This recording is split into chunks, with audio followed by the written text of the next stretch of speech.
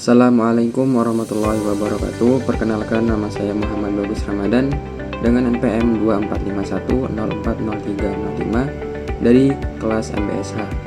Video ini merupakan tugas ujian akhir semester pada mata kuliah Statistik Ekonomi dan Bisnis yang diampu oleh Ibu Liz Yulitasari ME. Pada kesempatan kali ini saya akan mempresentasikan materi tentang uji asumsi klasik yang meliputi uji normalitas, uji multikolenialitas, dan uji heteroskedastisitas.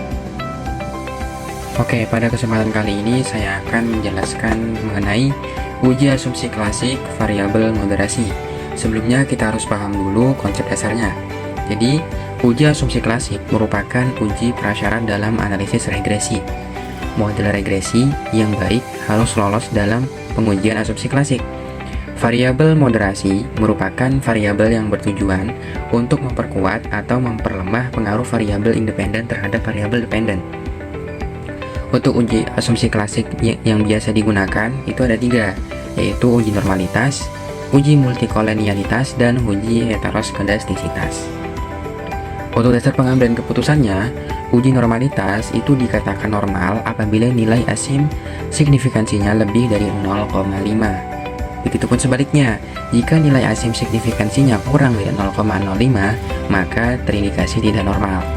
Yang kedua, uji multikolenialitas.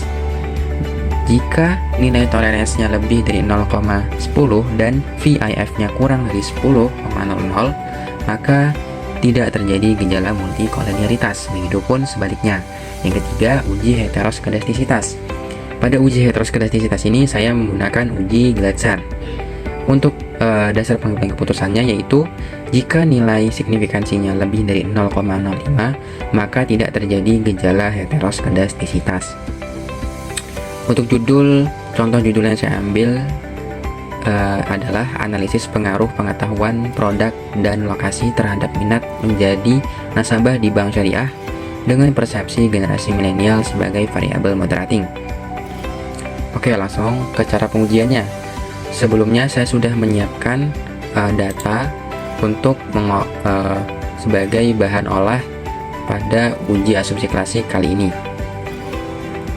Setelah itu kita siapkan aplikasi SPSS. Setelah siapkan, kita salin bagian totalnya saja, yaitu pada total X1, X2, variabel Y, dan variabel moderasi atau variabel Z. Total dari X1 kita salin.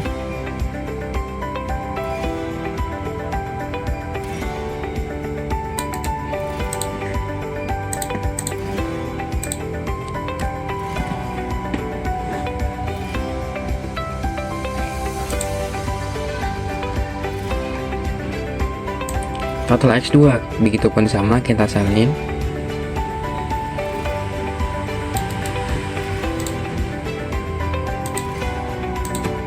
Tekan di sini variabel Y-nya begitupun juga.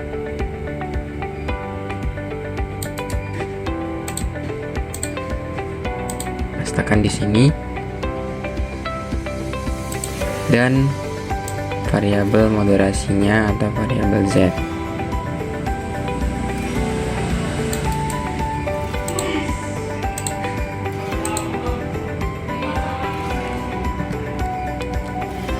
Setelah kita copy pastekan, kita masuk ke variabel view dan di bagian name kita ubah sesuai variabel tadi. X1, X2, Y, dan Z. Nah, pada bagian label ini kita isikan sesuai keterangan variabel. Untuk variabel X1 yaitu pengetahuan produk, kita salin aja. X2 nya yaitu lokasi,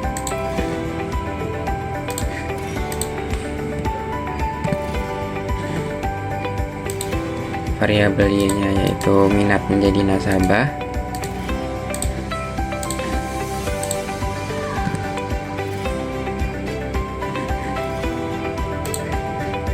Dan variabel Z atau variabel moderasi kita pastikan di sini. Nah, setelah semuanya terpenuhi, kita masuk lagi ke data view. Untuk uji tahap pertama yaitu kita masuk ke analyze, masuk regression, linear. Nah, pada bagian ini variabel Y minat menjadi nasabah kita masukkan pada bagian dependent bagian ini. Sisanya X1, variabel X1, X2 dan variabel Z kita masukkan ke variabel independent. Oke, setelah semuanya masuk, pada bagian statistik kita centang bagian collinearity diagnostic. Lalu continue. Pada bagian plots-nya juga bagian ini kita masukkan ke variabel X dan bagian yang ini kita masukkan ke variabel Y. Lalu tekan continue. Pada bagian save kita centang bagian antar standardized. Lalu tekan continue. Setelah itu tekan OK. Nah, setelah muncul outputnya, ya ada beberapa output di sini, ada beberapa tabel. Kita abaikan dulu, lanjut saja kita setelah muncul kata res underscore 1 di sini atau residual, kita lanjut untuk uji normalitas, yaitu kita masuk lagi ke analistik. Kita pilih bagian norma metrik test, lalu legasi dialog dan satu sampel KS. Nah, pada bagian under standardized residual kita pindahkan ke bagian tabel kanan. Jangan lupa pada bagian normal ini kita centang karena yang akan kita cari adalah indikator normal atau tidak normalnya. Lalu tekan OK. Nah, OK, sudah keluar outputnya tabel Kolmogorov-Smirnov. Yang kita lihat itu hasil dari SIM signifikansi dua toilet ini, yaitu 0,200. Langsung saja agar lebih mudahnya kita copy, kita masuk ke Word, kita pastekan di sini.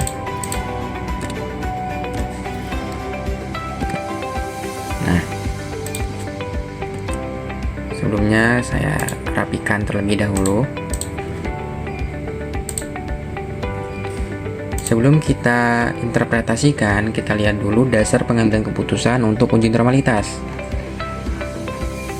Nah, jadi dikatakan normal apabila nilai asim signifikansinya lebih dari 0,05. Kita lihat. Nah, di sini nilai asim signifikansinya adalah 0,200, berarti lebih dari 0,05. Yang dapat disimpulkan bahwa data tersebut terdistribusi normal. Langsung saja kita interpretasikan. Kita interpretasikan di sini.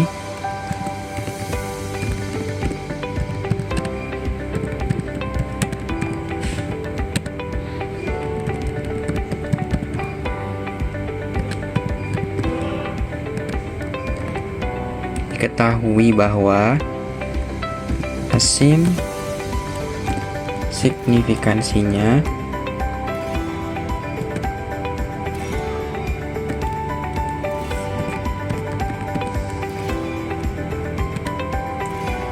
sebesar 0,200. Hal ini menunjukkan bahwa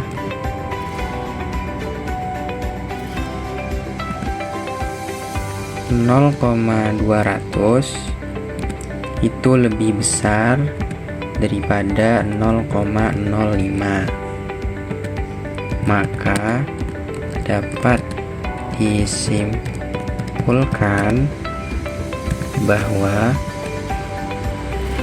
data tersebut terdistribusi normal. Oke, lanjut kita masuk ke uji multikolenialitas. Untuk melihat uji multikolenialitas, kita masuk ke output yang tadi. Kita lihat pada tabel koefisien ini. Nah, kita lihat hasil dari collinearity statistik, tolerance, dan VIF.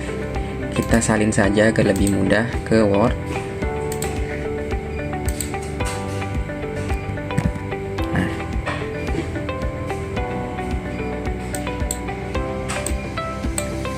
sebelum kita interpretasikan,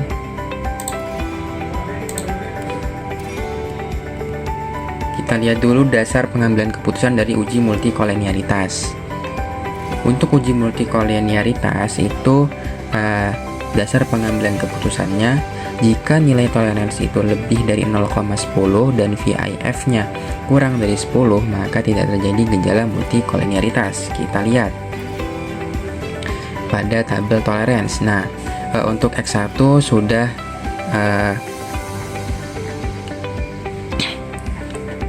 lebih dari 0,10 ya, X2 nya juga begitu, dan variabel Z juga begitu. Pada VIF sudah kurang dari 10 ya, X1 nya kurang dari 10, X2 nya juga kurang dari 10, dan variabel Z nya juga kurang dari 10. Langsung saja kita interpretasikan berdasarkan nilai di atas menunjukkan seluruh variabel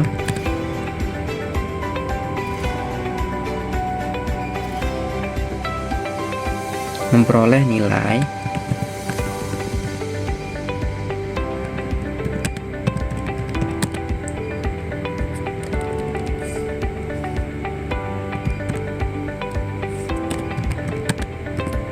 tolerance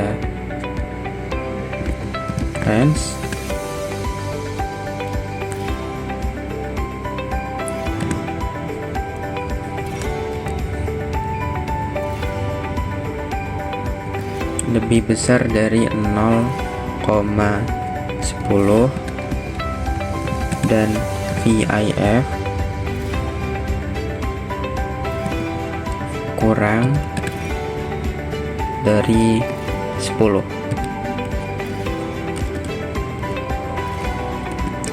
Maka dapat disimpulkan seluruh variabel di atas tidak terjadi multikolenialitas.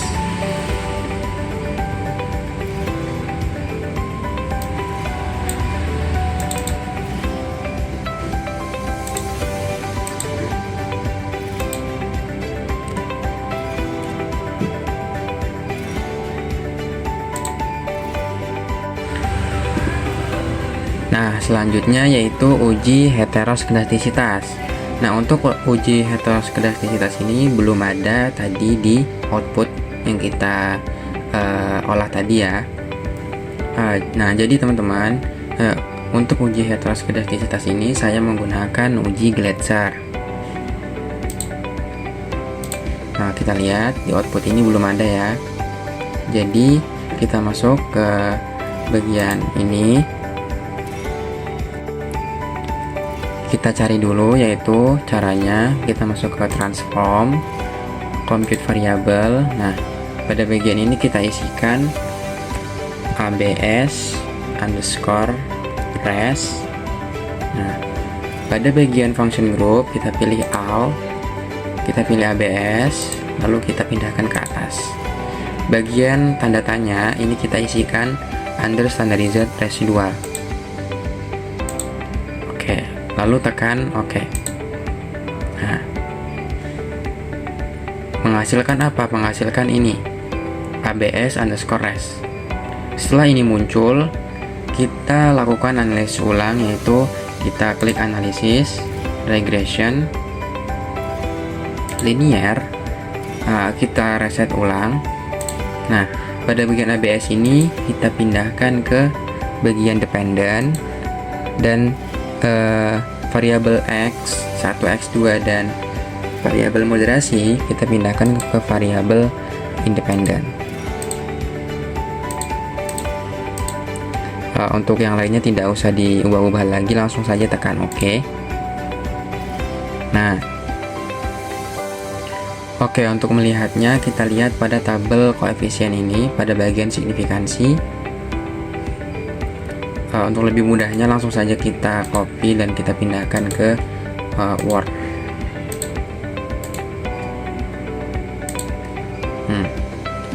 Oke, sebelum kita interpretasikan, kita pahami dulu untuk dasar pengambilan keputusan uji heteroskedastisitas uji Gleitzer ini adalah jika nilai signifikansinya lebih dari 0,05, maka tidak terjadi gejala heteroskedastisitas.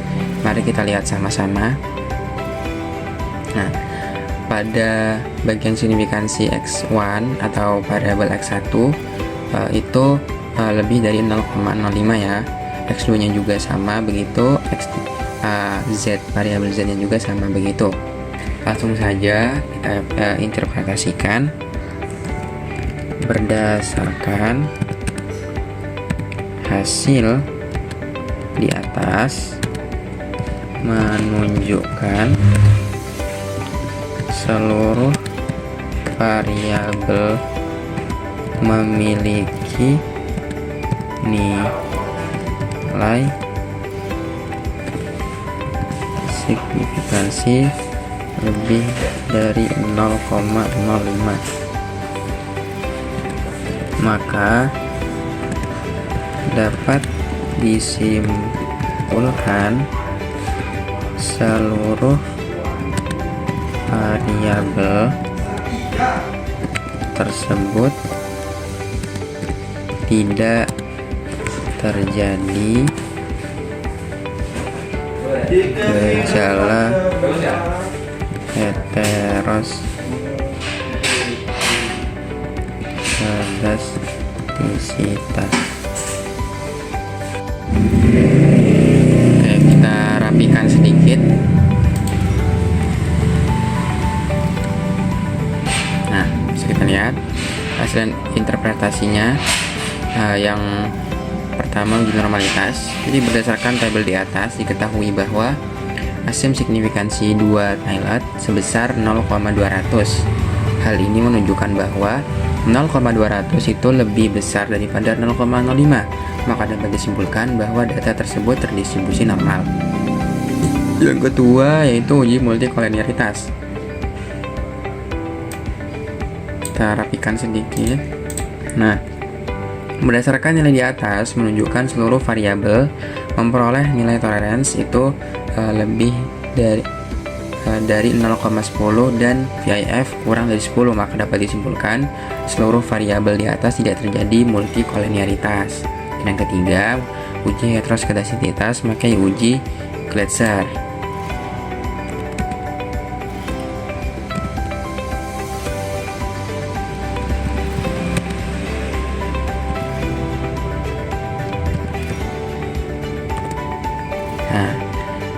Berdasarkan hasil di atas menunjukkan seluruh variabel memiliki nilai signifikansi lebih dari 0,05, maka dapat disimpulkan seluruh variabel tersebut tidak terjadi gejala heteroskedastisitas. Oke, baiklah, demikian pemaparan materi mengenai uji asumsi klasik yang meliputi uji normalitas, uji multikolinearitas, dan uji heteroskedastisitas yang dapat saya sampaikan. Terima kasih atas perhatian Ibu dosen dan teman-teman sekalian. Saya mohon maaf apabila ada kekurangan dalam penyampaian materi. Saya akhiri. Wassalamualaikum warahmatullahi wabarakatuh.